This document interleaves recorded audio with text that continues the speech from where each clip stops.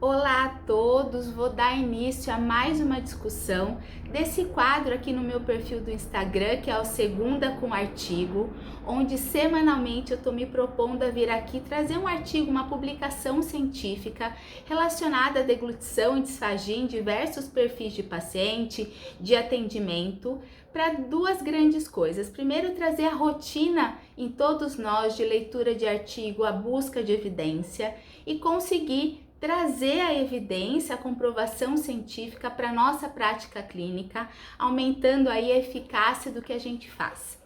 E hoje eu trouxe um artigo super recente, de dezembro de 2021. A referência vai estar aqui na legenda desse post de feed. É um artigo da Disfagia, que é uma revista específica de publicações com relação à deglutição e disfagia. É um artigo de acesso gratuito, então vocês também conseguem baixá-lo. E ele vem propor um estudo para verificar a eficácia da manobra Shintucky, que é a manobra de queixo para baixo durante a deglutição, com relação à penetração laríngea. Então, deixa eu pegar as minhas anotações. Então, o objetivo desse estudo é verificar o efeito da manobra de queixo para baixo, Shintucky, na gravidade da penetração laríngea através da videofluoroscopia. Essa que é uma manobra que a gente usa muito no nosso dia a dia clínico. Identificar nesse exame quais são os fatores que possam afetar a sua eficácia. E aí, quando eu comecei a ler a metodologia, então, é um estudo retrospectivo. Eu vou ser muito sincera em falar que eu quase desisti de trazê-lo aqui na nossa segunda com artigo, porque quando se propõe verificar a eficácia de uma intervenção terapêutica, o desenho metodológico ele tem que ser diferente. Aqui a gente está falando de um estudo retrospectivo, que não aí tem um perfil de paciente muito definido, então tem paciente com AVC, com ELA, com câncer de laringe, então tem uma série de perfis. Então, metodologicamente, não é essa escolha que a gente faz para verificar a eficácia de uma intervenção. Porém, por que eu decidi trazer? Para que a gente tenha essa troca aqui, para que eu mostre esse olhar, a necessidade desse olhar cuidadoso de entender, ok, a Disfagia é uma fantástica revista. E depois, lendo a discussão, fica claro para mim por que dessa publicação e a gente vai chegar nisso. Mas o quanto a gente tem que entender de metodologia, ter um olhar crítico para entender o quanto os autores podem ou não fazer uma conclusão a depender do que foi feito em termos de metodologia. Então eu vou seguir, tá bom? Então, estudo retrospectivo com 76 pacientes, conforme eu já falei, uma mescla de diagnósticos, a maioria idoso. E no exame, então, eles selecionaram aqueles exames que aconteceu a penetração laríngea, mas o paciente não teve aspiração traqueal. E, diante dessa penetração laríngea, o terapeuta que estava ali realizando o exame fez a manobra Shintucky com a mesma consistência. O que eles usaram? Então, o padrão de oferta de consistência aqui nesse serviço, que é um serviço coreano, era a oferta de 3 ml, nessa ordem, tá? E sempre 3 ml. De líquido engrossado, IDDSI, IDSI, 3 ofertas. Mingau de arroz, IDSI 2 ofertas. Coalhada iogurte, IDSI 2 ofertas. Água, IDSI 0, 3 ofertas. E 5 ml de água no copo, 2 ofertas. Então, claro, nem todos os pacientes faziam todas as consistências. Quando acontecia a penetração laríngea, o terapeuta fazia logo em seguida a manobra de Shintucky com os mesmos 3 ml e a mesma consistência do que aconteceu a penetração laríngea, tá bom? E aí, como que eles fizeram essa análise? Eles analisaram através do programa ImageJ, que é um programa que permite aí avançar com os frames de um exame e conseguir fazer medidas de deslocamento, de área. Eles encontraram o frame que a penetração laríngea era a mais profunda. Nesse frame tinham 2 avaliadores para fazer as medidas, eles só selecionaram as medidas que houve uma ótima correlação interavaliadora entre esses dois, né? Então, assim, houve aí uma verificação dessa mensuração e eles fizeram 2 medidas. A primeira medida, que era para verificar a profundidade da penetração laríngea, era uma reta da ponta da epiglote até o nível mais baixo, mais profundo da penetração laríngea. E uma outra medida para achar a razão da penetração laríngea, que ia da ponta da epiglote até a borda superior da prega vocal. E aí a razão da penetração laríngea, que eles chamam, é o valor encontrado da penetração, da profundidade da penetração laríngea, com o valor encontrado da medida da epiglote até a borda da prega vocal. Então, não sei se vocês conseguem ver, consegue. O traço azul, então, é o que eles mensuravam a maior profundidade da penetração laríngea. O traço vermelho, a maior profundidade, a distância entre a ponta da epiglote e a borda superior da prega vocal. E a razão da penetração laríngea era uma medida sobre a outra. E aí, eles classificaram essa razão da penetração laríngea, a depender do valor encontrado, em 5 categorias, 5 níveis. Então, muito superficial, eu vou pedir desculpa pelo barulho de fundo, mas eu tô com uma reforma no apartamento de cima, que é a vida real, eu vou seguir, tá? Muito superficial, moderado, profundo e muito profundo. Então, a depender do intervalo dessa razão da penetração laríngea, caía em um desses 5 níveis de classificação. E eles fizeram, para chegar no resultado, a comparação. Qual foi a razão da penetração laríngea quando esse paciente estava na posição neutra, fazendo a deglutição, tendo ali a penetração laríngea na posição neutra, e qual é a razão da penetração laríngea quando foi feita a manobra de Shintank. E foi considerado uma manobra efetiva quando havia pelo menos a redução de um dos níveis. Então, passava de, moderado para superficial. Então, foi considerada efetiva quando havia aí uma redução até esse ponto, até essa razão mudar de faixa de classificação. E eles também consideraram, tanto na posição neutra quanto na posição de manobra Shintank, alguns achados de videofluoroscopia para tentar fazer correlação. Então, eles verificaram eficácia de vedamento labial, presença de resíduo em cavidade oral, escape precoce do alimento para a faringe.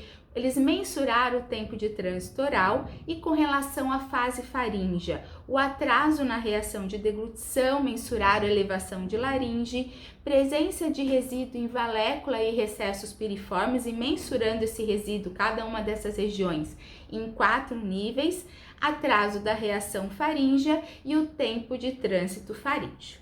Agora eu vou para o resultado.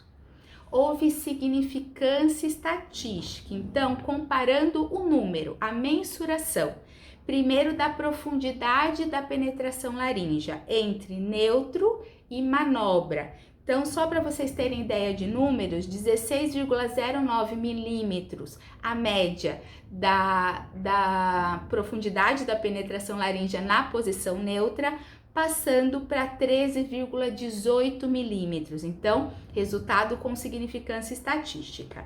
Com relação à razão da penetração laríngea, que é onde tem aquelas 2 retas, uma sobre a outra, 0,56 milímetros na posição neutra e 0,48 milímetros na posição Shintank. Então, uma redução também com significância estatística. Porém, isso olhando os números de todos os 76 pacientes juntos. Olhando paciente por paciente, o quanto a manobra foi efetiva em reduzir a razão da penetração laríngea, somente 26 de 76 pacientes, o que representa 34,2%, teve redução efetiva da razão da penetração laríngea com a manobra Shintank. Então, aí um percentual de cerca de 30%. Na correlação, parâmetros de videofluoroscopia, então tempo de trânsito oral, elevação de laringe, resíduo, versus a razão, né, a profundidade dessa penetração laríngea. O único achado que modificou-se com a Shintucky foi o volume de resíduo, tanto em valécula quanto em recessos piriformes. Então, tanto para o grupo de pacientes que a Shintucky foi efetiva em reduzir profundidade de penetração laríngea, quanto para aquele grupo que ela foi inefetiva em reduzir a profundidade de penetração laríngea, houve redução significativa dos resíduos, resíduo alimentar, estase, valécula e recesso faríngeo, nessas duas regiões. E aí vamos para a discussão. Bom, a primeira coisa, isso é importantíssimo da gente falar, esse é um método de mensuração, de verificação de eficácia, igual a observação que eu já fiz lá no começo, que ainda precisa ser validado. Tem toda uma questão de movimentação, o quanto essa cartilagem epiglote desce ou não igual em todas as ocorrências, em todas as deglutições. O ruído de fundo me tira um pouco de atenção, vamos lá. Então, a primeira observação é um método, eles usaram, mas ele não é um método validado. E por que não usar a escala de penetração e aspiração, né? Que eles até aplicaram também e verificaram aí que quanto mais fluido o alimento, maior a ocorrência de aspiração e penetração. Por que eles optaram por um novo método? Eles argumentam e afirmam que a escala de penetração e aspiração, Rosenbeck 96, é isso, né? Rosenbeck 96, que é aquela escala de 8 níveis, quanto maior o nível, maior a gravidade da permeabilidade do alimento em via aérea. Eles alegam que muitas vezes essa escala não é eficiente em constatar a redução da própria penetração. E no sentido não ter mais a penetração sim, aspirar não mais aspirar sim, mas não na redução do volume da profundidade da penetração laríngea. E aí eles reforçam o quanto 34% é pouco, né, numa eficácia aí de uma manobra que é clinicamente tão utilizada, e aí vai uma interpretação minha. Para a metodologia que eles usaram, eu posso dizer que a efetividade da Shintucky foi 34%, para isso que eles fizeram aqui.